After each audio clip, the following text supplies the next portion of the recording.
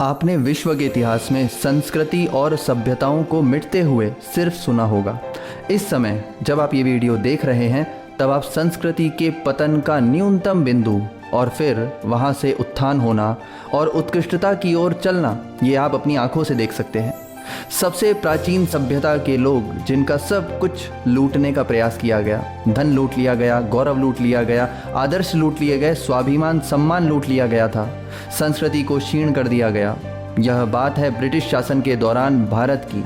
उस समय भारत में 500 से ज़्यादा क्लब और रेस्टोरेंट के प्रवेश द्वार पर एक बोर्ड लगा हुआ होता था जिस पर लिखा होता था कुत्तों और भारतीयों का प्रवेश वर्जित है।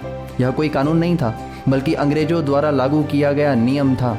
ये स्थिति मरने से ज़्यादा भयानक थी, लेकिन ईश्वर की योजना रचना में कुछ और ही अंकित था। हेडगेवार कुल नाम का ब्राह्मण परिवार था। वेदों का अध्ययन और अध्यापन ही उनका कुल की परंपरा थी। उनके घर में चैत्र शुक्ल प्रतिपदा शक संवत 1811 को 3:30 घड़ी के शुभ मुहूर्त पर प्रातः काल रेवती भाई को एक और पुत्र रत्न की प्राप्ति हुई।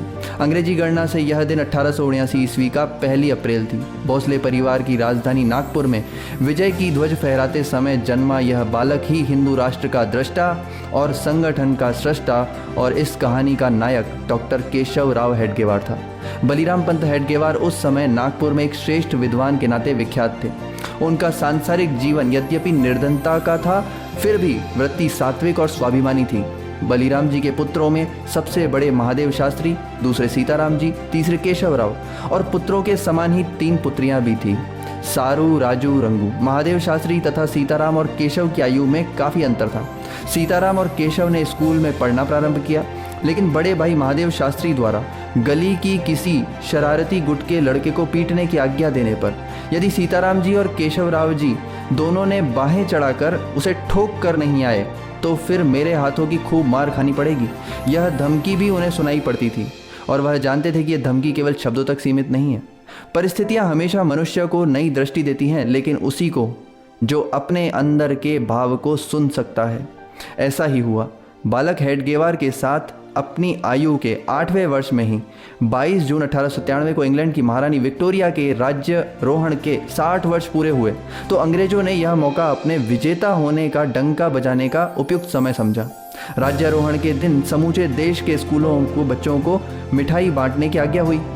यह वह समय था जब समाज के बड़े बड़े लोगों ने केवल स्वाभिमान शून्यता के कारण अंग्रेज रानी को अपनी रानी मान लिया था, तो उनके घरों के छोटे छोटे बच्चे इस समझ से वितरित मिठाई को हाथ में लेकर क्यों खुश नहीं होंगे। लेकिन इस मिठाई पर गुलामी की छाप बहुत थोड़े लोगों ने देखी।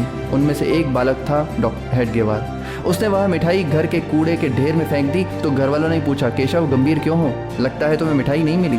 तो केशव ने कहा, मिठाई मिली तो है, लेकिन अपने भोसले के राज्य को जीतने वाली रानी के समारोह का आनंद कैसे आ सकता है। और यही स्वाभिमान सन 1901 में इंग्लैंड के बादशाह एडवर्ड सप्तम के राज्यारोहण में भी देखा गया। तब भी इम्प्रेस मिल के मालिकों ने आतिशबाजी करी जिससे अंग्रेजों के प्रति निष्ठा प्रकट हो सके। और उसे देखने के लिए जब केशव के दोस्तों ने कहा कि अपन वहाँ पर चलते हैं तो केशव ने उत्तर दिया, विदेशी राजा का राज्यारोहण उत्सव मनाना हमारे लिए शर्म की बात है, मैं नहीं चलूँगा। यह उस बालक के स्वाभिमान को दिखाता है। दोस्तों, यह मेरा एक छोटा सा प्रयास है ऐसे महापुरुष के जीवन को बताने का जिन्होंने अपने जीवन के तो 51 वर्ष जिए, लेकिन ऐसा संगठन तैयार किया जिसमें देश के लिए हजारों वर्षों का समय लगाने वाले लाखों लोग तैयार हुए। इसे आगे बढ़ाने के लिए आप मेरा साथ दीजिएगा, वीडियो को शेयर कीजिएगा, चैनल को सब्सक्राइब कीजिएगा। इसी श्रृंखला की अगली कड़ी में मिलते हैं। धन्यवाद।